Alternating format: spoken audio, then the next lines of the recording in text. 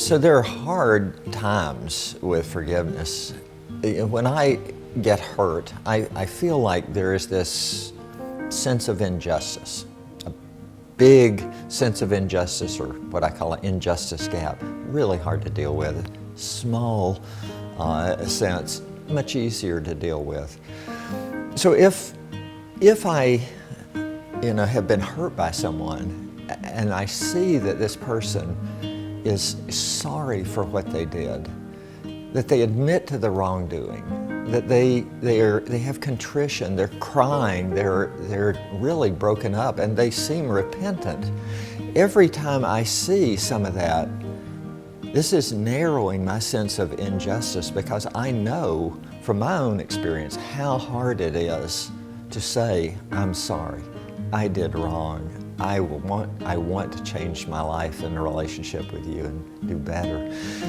So it makes it easier to forgive. But on the other hand, relationships are not always clear who's hurting whom and why.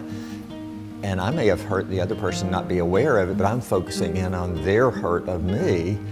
And so they may not want to admit that they did anything wrong. In fact, they may blame me. Whoa, my perception of injustice is growing now, and it gets harder and harder to forgive that person.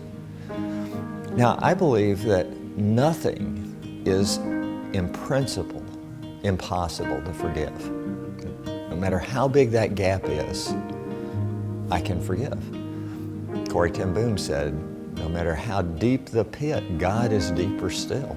But practically speaking, many people really struggle with those big injustice gaps. And the best that they can do is just declare a decision to forgive. I choose not to treat this person with a sense of vengeance toward them. I choose to treat them as a valued person. And Lord, help my emotions change. And those emotions, that emotional forgiveness, is going to take time before I can make that decision, no matter how hard it is. And then I just have to pray and wait for God to change those emotions and give me that emotional forgiveness.